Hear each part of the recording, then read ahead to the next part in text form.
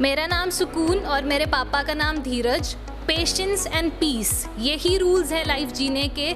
जब आपके पास कुछ नहीं है तब पेशेंस, और जब सब कुछ है तब peace is the rule to live a life. मैं हमेशा अपने स्टाफ से भी ये बोलती हूँ कि यहाँ पे जो भी आ रहा है ना, उसे ना सोसाइटी से इज़्ज़त मिलती है, ना ही उसे फैमिली से इज़्ज़त मिलती है। तो एटलीस्ट उसको यहाँ से इज़्ज़त मिले कि यहाँ पे आके उसे ऐसा फील हो कि मैं इतना बड़ा गुनहगार भी नहीं हूँ, मुझे ठीक होने का मौका मिल सकता है।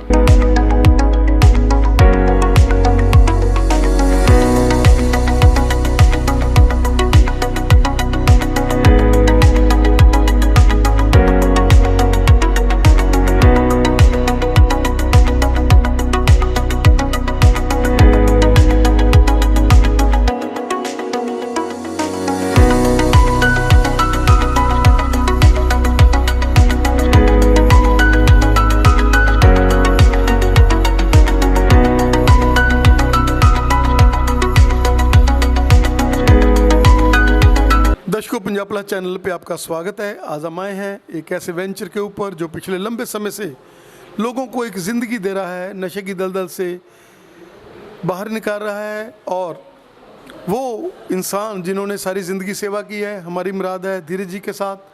धीरज महाजन जो एक ऐसा नाम है जिन्होंने ज़िंदगी में बहुत बड़ी जो सेवा है नशों को छुड़ाने के लिए पंजाब भर में करी हुई है।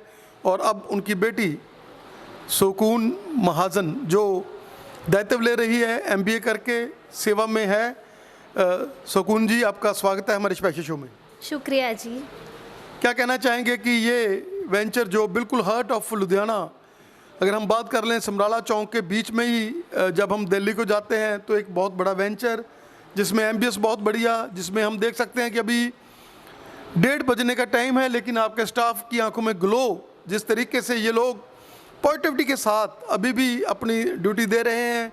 क्या कहना चाहेंगे कि ये एक ऐसा सेंटर है, यहाँ पर आकर एम्बियंस देखकर, बिहेवियर देखकर, क्योंकि यहाँ फेसेस जो हैं बहुत ही पॉजिटिव रहते हैं, और वो लोग जो एक बहुत ही नशे की दलदल में धंसे होते हैं, जब अंदर आते हैं तो उनको एक सुकून सा ही मिलता है।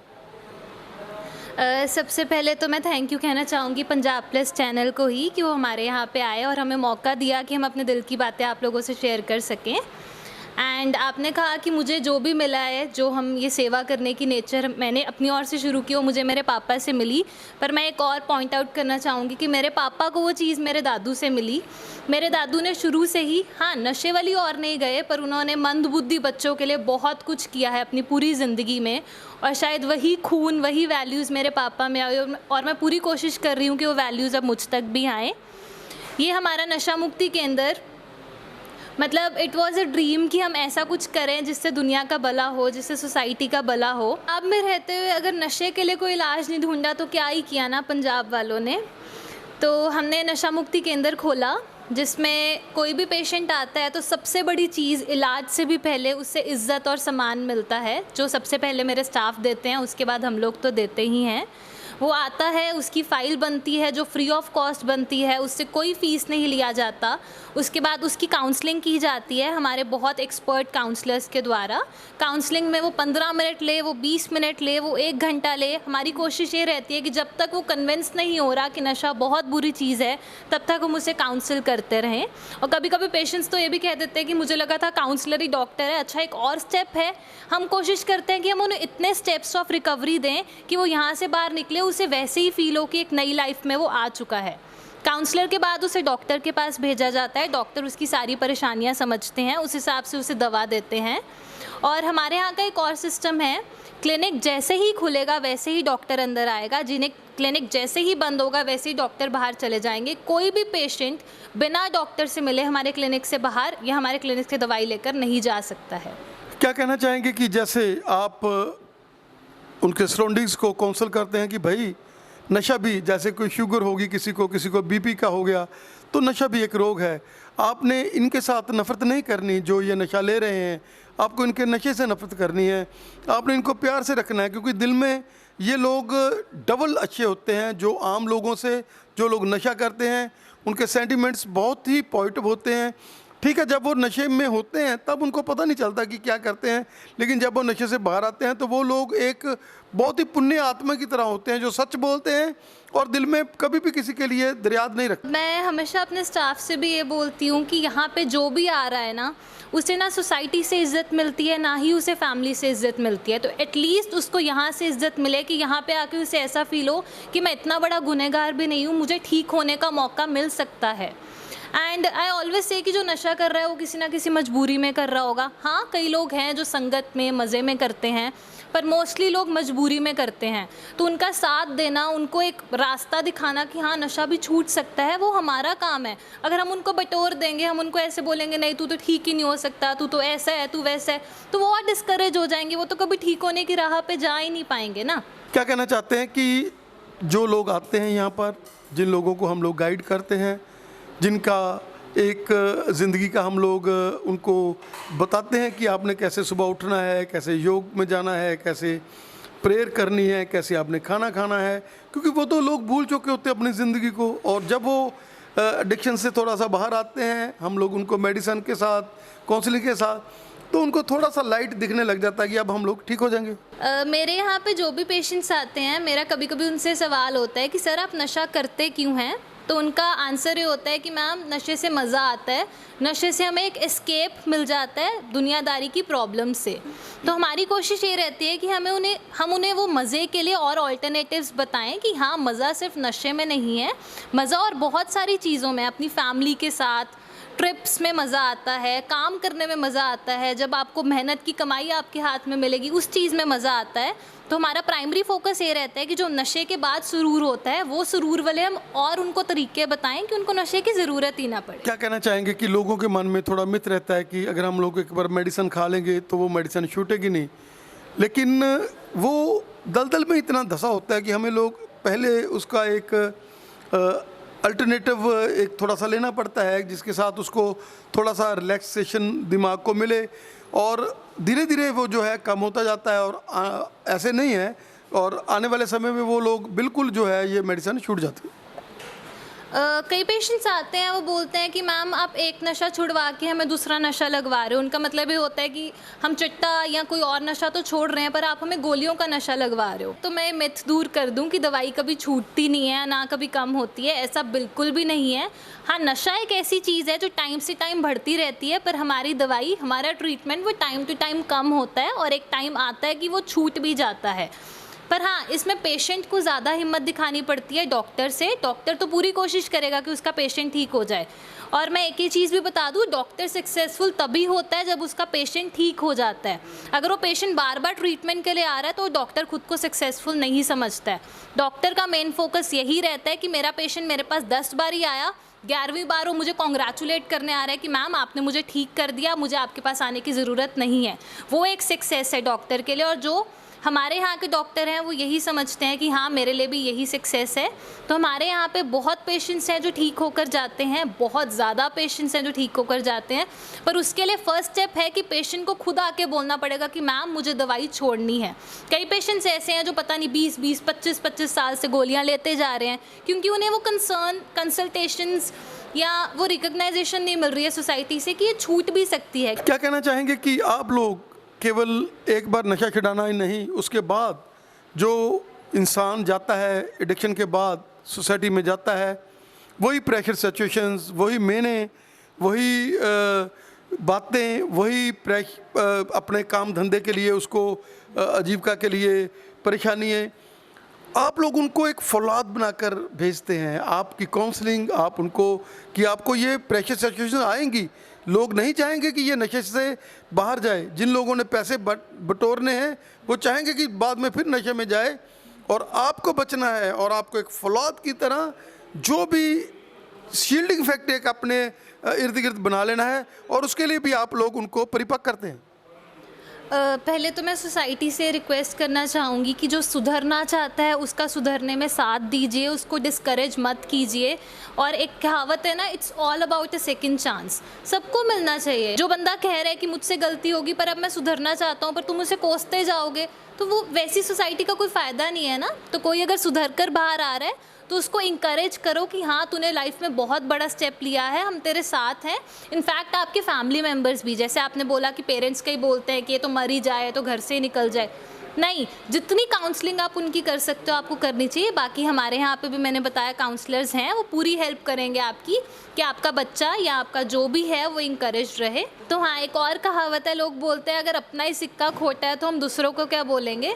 तो ये जो संगत वाली बातें हैं या उसने मुझे पिला दिया, उसने मुझे खिला दिया, मेरे हिसाब से ये सब झूठी हैं। अगर हमारा अपना दिल साफ़ है, हमारा अपने दिल के कुछ असूल हैं, तो हमें कोई दुनिया की ताकत इंकरेज नहीं कर सकती कि हम नशा करें।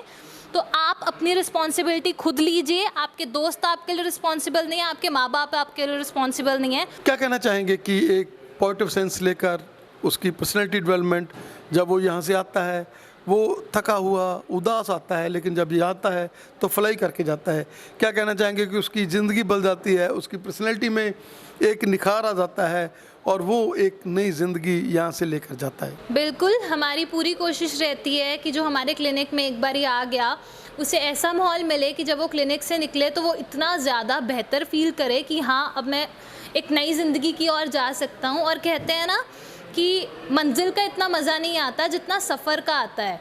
तो हमारी कोशिश ये रहती है जब तक वो ट्रीटमेंट ले रहा है उसको इतनी ज़्यादा इंकरेजमेंट, इतनी ज़्यादा मोटिवेशन मिलती रहे कि जब वो मंजिल तक पहुँचे तो उसे लगे कि उसने एक अलग ही लेवल का कुछ अचीव कर लिया है।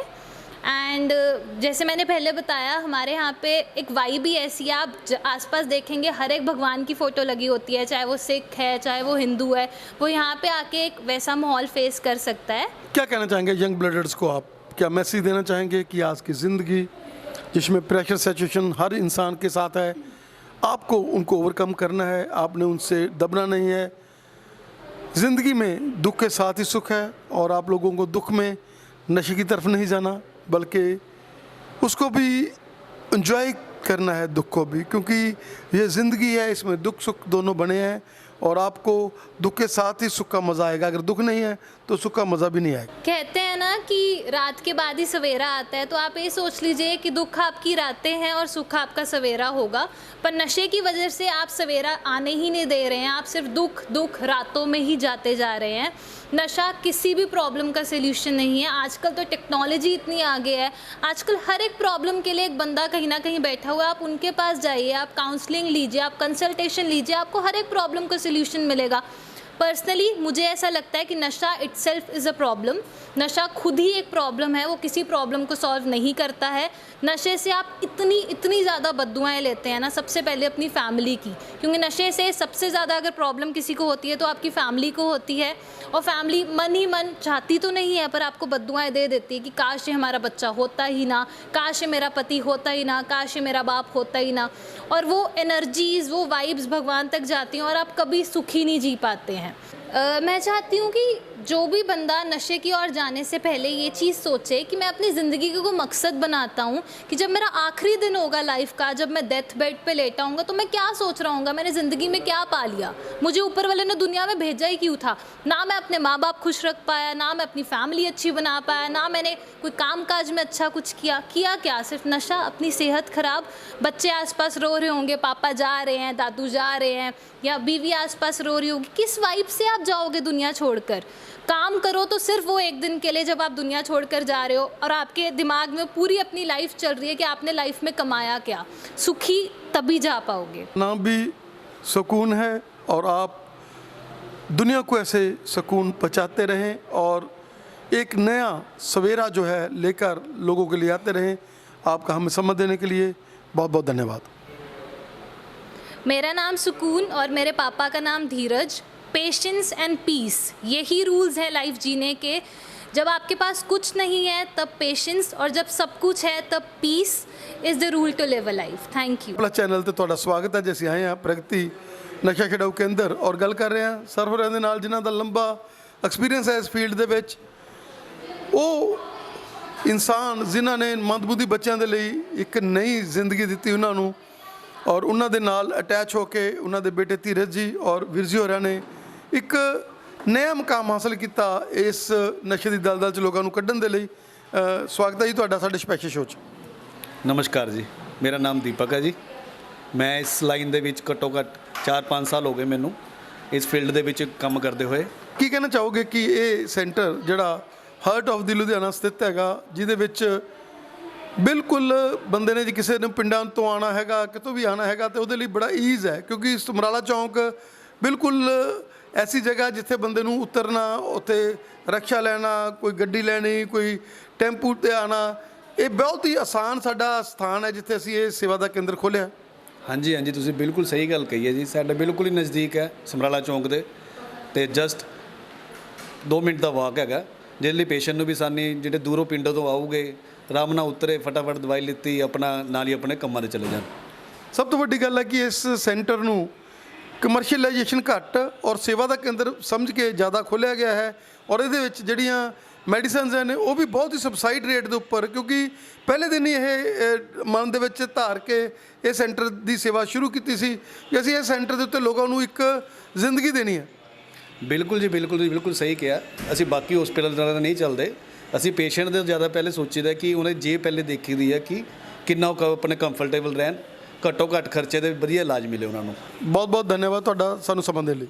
Thank you sir. ਆਪਾਂ ਦੇਖ ਸਕਦੇ ਹਾਂ ਕਿ ਪ੍ਰਗਤੀ ਮਾਨਸਿਕ ਸਿਹਤ ਅਤੇ ਨਸ਼ਾ ਛਡਾਊ ਕੇਂਦਰ ਦਾ ਇਹ ਸਾਰਾ ਸਟਾਫ ਹੈਗਾ, ਜਿਹੜਾ ਕਿ ਬਹੁਤ ਹੀ ਮਿਹਨਤ ਦੇ ਨਾਲ ਔਰ ਜੋ ਭਾਵਨਾ ਸਕੂਨ ਨੇ ਇੱਥੇ ਪੈਦਾ ਕੀਤੀ ਇਹਨਾਂ ਦੇ ਵਿੱਚ, ਕਿ ਅਸੀਂ ਇੱਕ ਜ਼ਿੰਦਗੀ ਦੇਣੀ ਹੈ ਉਹਨਾਂ ਲੋਕਾਂ ਨੂੰ ਜਿਹੜੇ ਬਹੁਤ ਹੀ ਆਪਦੇ ਆਪ 'ਚ ਟੁੱਟੇ ਹੋਏ ਨੇ, ਜਿਹੜੇ ਉਦਾਸ ਨੇ, ਔਰ ਇਹ ਉਹਨਾਂ ਨੂੰ ਜ਼ਿੰਦਗੀ ਦੇਣ ਦੇ ਵਿੱਚ ਬਹੁਤ ਵੱਡੀ ਮਦਦ ਕਰਦੇ ਨੇ।